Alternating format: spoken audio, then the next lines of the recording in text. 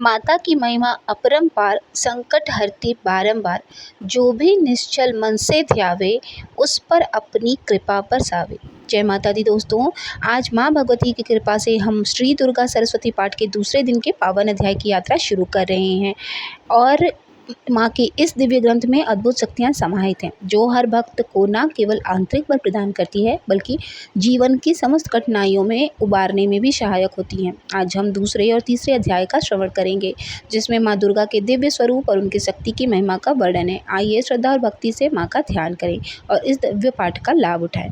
माँ जगदम्बे जो भी श्रद्धा और भक्ति से आपके इस पावन पाठ को सुन रहा हो, उन सभी पर अपनी कृपा बरसाइएगा। जीवन के समस्त दुख, विघ्न, बाधाओं को दूर कर उन्हें शक्ति और सुख शांति प्रदान कीजिए। हे माँ, उनकी आस्था को दृढ़ कीजिए, उनके परिवार को सुख समृद्धि दीजिए और उनकी मनोकामनाएं पूर्ण कीजिए। माँ, आपकी भक्ति का दीप उनके हृदय में सदा प्रज्वलित रहे और वे आपके चरणों की शरण में रहे। जय माता दी।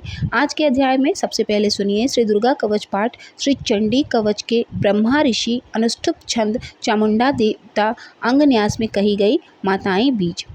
दिग्बीज जगदम्बा की प्रीति के लिए सप्तशती के पाठ भूत जप में इसका विनियोग किया जाता है। चंडिका देवी को नमस्कार है। मार्कंडेय जी ने कहा, पितामह, जो इस संसार में परम गोपनीय तथा मनुष्यों की सब प्रकार से रक्षा करने वाला है और जो अब तक पूर्ण रूप से गोपनीय है तथा मनुष्यों की सब प्रकार से रक्षा करने वाला है और जो अब तक दूसरे के सामने प्रकट नहीं किया गया हो, ऐसा कोई साधन मुझे बताइए। तब ब्रह्मा जी बोले, हे ब्राह्मण, ऐसा साधन तो एक देवी का कवच ही है, जो गोपनीय से भी परम गोपनीय है, पवित्र तथा संपूर्ण प्राणियों का उपकार करने वाला है। महामुनि, उसे श्रवण करो। देवी की 9 मूर्तियां हैं, जिन्हें नव दुर्गा कहा जाता है। उन्हें पृथक पृथक नाम बतलाए गए हैं। उनके प्रथम नाम जो उनका है वो शैलपुत्री, दूसरी मूर्ति का नाम ब्रह्मचारिणी, तीसरी चंद्रघंटा के नाम से प्रसिद्ध है, चौथी मूर्ति को कुष्मांडा, 5वीं दुर्गा का नाम स्कंद माता है। देवी के छठे रूप को कात्यायनी कहते हैं, 7वां कालरात्रि और 8वां स्वरूप महागौरी के नाम से प्रसिद्ध है।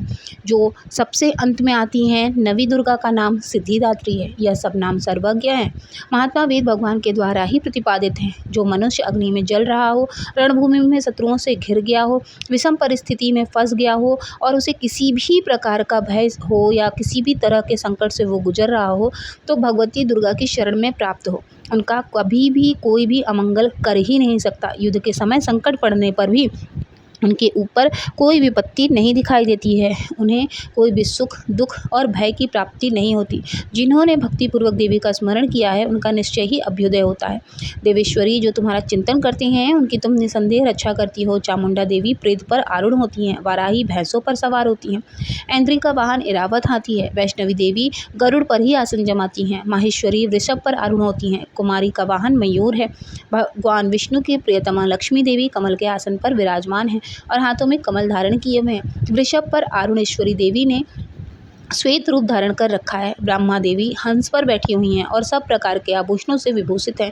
इस प्रकार यह सभी माताएं सब प्रकार की योग शक्तियों से संपन्न हैं। इनके सिवा और भी बहुत सी देवियां हैं, जो अनेक अनेक प्रकार के आभूषणों की शोभा से युक्त हैं और नाना प्रकार के रत्नों से सुशोभित हैं। यह संपूर्ण देवियां क्रोध में भरी हुई हैं और भक्तों की रक्षा के लिए रथ पर बैठी दिखाई देती हैं। यह शंख, चक्र, गदा, शक्तिहल और मूसल, खेक और तोमर, पशु तथा पाश के और त्रिशूल और उत्तम सारंग, धनुष आदि अस्त्र शस्त्र अपने हाथों में धारण करती हैं। दैत्यों के शरीर का नाश करती हैं और भक्तों को अभयदान जरूर देती हैं। देवताओं का कल्याण करना ही उनके शस्त्र का उद्देश्य है। कवच आरंभ करने से पहले इस प्रकार की प्रार्थना करनी चाहिए कि महान रौद्र रूप, अत्यंत घोर पराक्रम, महान बल और महान उत्साह वाली देवी, आप महान भय का नाश करने वाली हो। आपको नमस्कार है। आपकी ओर देखना भी कठिन है। शत्रुओं का भय बढ़ाने वाली जगदम्बिके, मेरी रक्षा करिए। पूर्व दिशा में इंद्रिय शक्ति मेरी रक्षा करें। अग्निकोण में अग्नि शक्ति, दक्षिण दिशा में वाराही और नरत कोण में खटक धारिणी मेरी रक्षा करें। पश्चिम दिशा में वारुणी और वायव्य कोण में मृग पर सवारी करने वाली देवी मेरी रक्षा करें। उत्तर दिशा में कुमारी और ईशान कोण में शूलधारिणी देवी रक्षा करें। ब्रह्माणी, आप ऊपर की ओर से मेरी रक्षा करो और वैष्णवी देवी नीचे की ओर से मेरी रक्षा करें। इसी प्रकार शव को अपना वाहन बनाने वाली चामुंडा देवी 10 दिशाओं से मेरी रक्षा करिए। जया आगे से और विजया पीछे से मेरी रक्षा करें। वाम भाग में अजता, दक्षिण भाग में अपराजिता रक्षा करें। उद्योदिनी शिखा की रक्षा करें। उमा मेरे मस्तक पर विराजमान होकर रक्षा करें। ललाट में मालाधारी रक्षा करें और यशस्विनी देवी मेरी बाहों का संरक्षण करें। बाहों के मध्य भाग में त्रिनेत्रा और नथनुल्लूर भाग की रक्षा करें। नासिका में सुगंधा और ऊपर के ओठ में चर्चिका देवी रक्षा करें।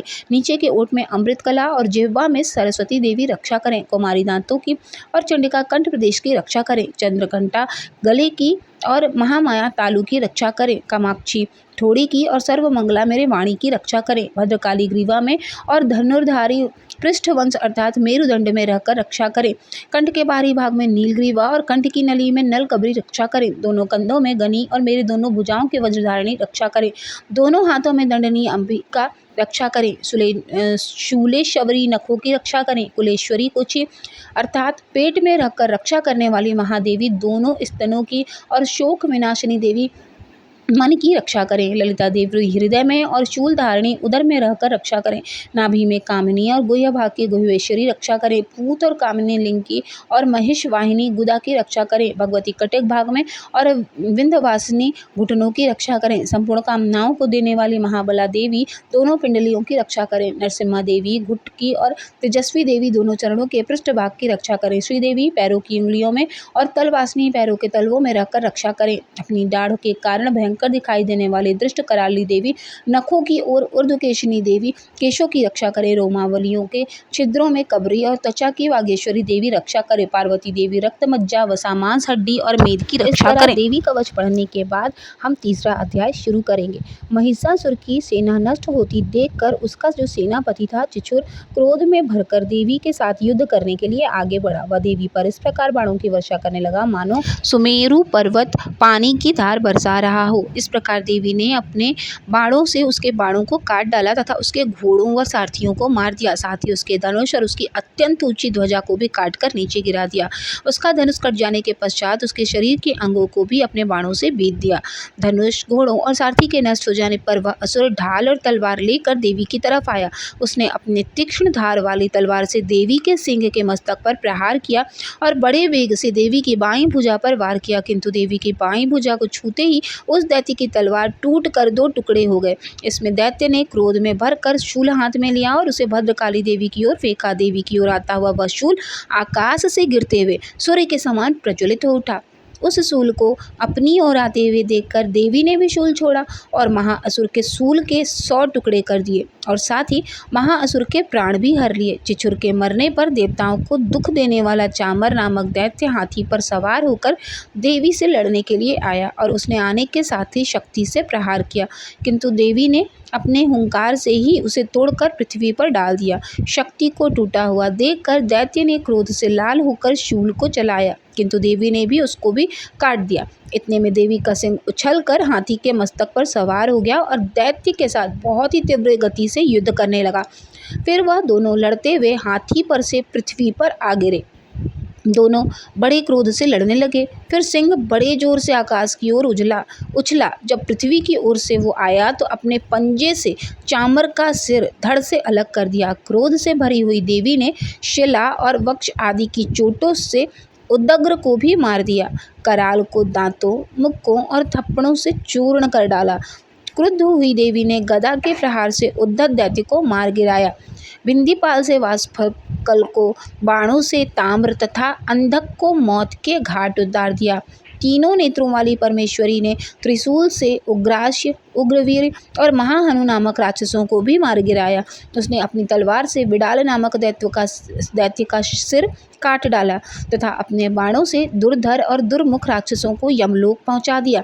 इस प्रकार जब महिषासुर ने देखा कि देवी ने मेरी सेना को एकदम नाश कर दिया है तो वह भैंसे का रूप धारण कर देवी के गणों को दुख देने लगा।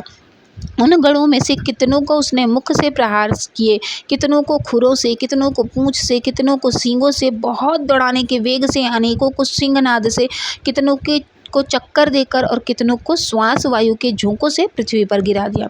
वह दैत्य इस प्रकार गणों की सेना को गिराकर देवी सिंह को मारने के लिए दौड़ा। इस पर देवी को बहुत गुस्सा आया। उधर दैत्य भी क्रोध में भरकर धरती को अपने खुरों से खुरोदने लगा तथा सींगों से पर्वतों को उखाड़ उखाड़ कर धरती पर फेंकने लगा और मुख से शब्द करने लगा। महिषासुर के वेग से चक्कर देने के कारण पृथ्वी क्षुब्ध होकर फटने लगी। इसके बाद हिलते हुए सींगों के आघात से मेघ खंड खंड हो गए और श्वास से आकाश में उड़ते हुए पर्वत फटने लगे। इस तरह क्रोध में भरे हुए राक्षस को देख चंडिका को भी क्रोध आ गया और वह उसे मारने के लिए क्रोध में आ गई। देवी ने पाश फेंककर दैत्य को बांध लिया और उससे बंध जाने पर दैत्य का रूप त्याग दिया और सिंह का रूप बना लिया। जो ही देवी उसका सिर काटने के लिए तैयार हुई, उसने पुरुष का रूप बना लिया जो कि हाथ में तलवार लिए हुआ था। देवी ने तुरंत ही अपने बाणों से उस पुरुष की तलवार ढाल सहित बींध डाली। इसके पश्चात वह हाथी के रूप में दिखाई देने लगा और अपनी लंबी सूंड से देवी के सिंग को खींचने लगा और गरजने लगा। देवी ने अपनी तलवार से उसकी सूंड काट डाली। तब राक्षस ने एक बार फिर भैंसे का रूप धारण कर लिया और पहले की तरह चर अचर जीवों सहित समस्त त्रिलोकी को व्याकुल करने लगा। इसके पश्चात क्रोध में भरी हुई देवी बारंबार उत्तम मधु का पान करने लगी और लाल लाल नेत्र करके हंसने लगी। उधर बलवीर तथा मद से क्रुद्ध हुआ दैत्य भी गरजने लगा। अपने सींगों से देवी पर पर्वतों को वो फेंकने लगा। देवी अपने बाणों से उसके फेंके हुए पर्वतों को चूर्ण करते हुए बोली, ओ मूर्ख, जब तक मैं मधुपान कर रही हूँ तब तक तू गरज ले और इसके पश्चात मेरे हाथों से ही तेरी मृत्यु हो जाने पर देवता गरजेंगे।